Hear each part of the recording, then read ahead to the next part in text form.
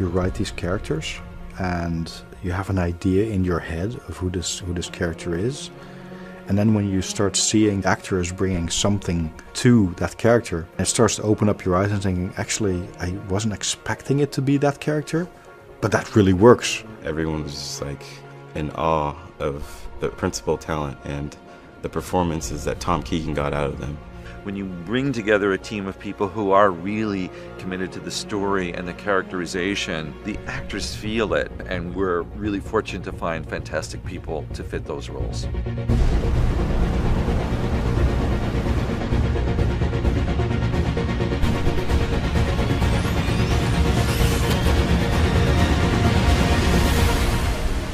Have the assets set in place.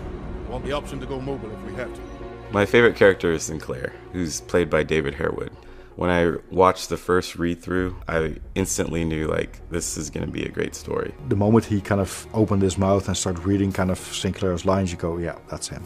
Damn it, you're too important to this operation. Nah, you're too important to me. I almost call him the hero of the piece. He loves Vector.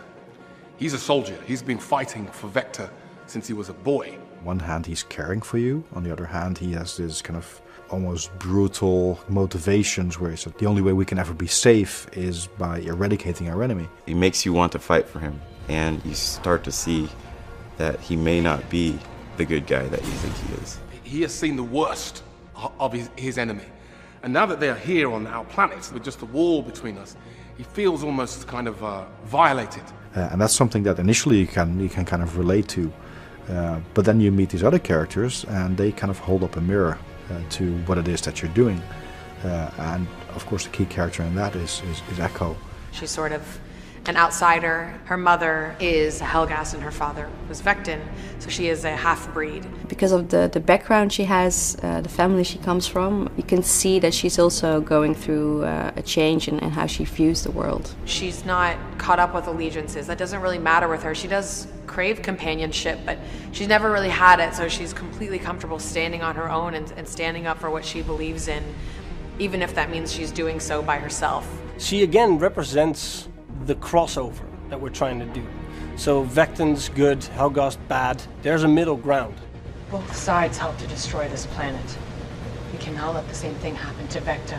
To add to that mix, to really kind of stir the pot, we have kind of this crazy element of Tyrion, who is completely out of control and who's a person who just seizes the moment. He's hell-bent on revenge. He wants to crush skulls. He wants to look in the souls of people's eyes as they die. And that makes him feel alive. When Crispian walked in and he did his piece, we were kind of going, I want to get out of here, because he's genuinely, he's crazy. He's just way too scary. You've got to get some pain behind it, behind this intense anger. When you look at Tyrion, you're not just, oh my God, kill him, he's a really terrible guy. No, that you really understand these people's pain. You can understand kind of these people's motivations, but the only thing you have to figure out is what is the best way to actually deal with that problem of protecting your home.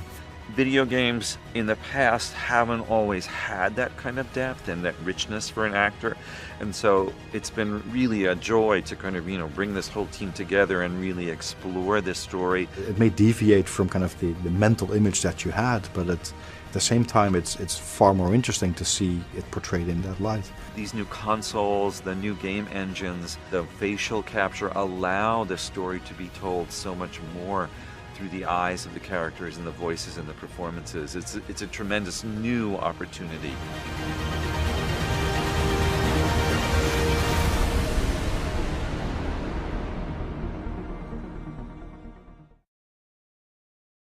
PlayStation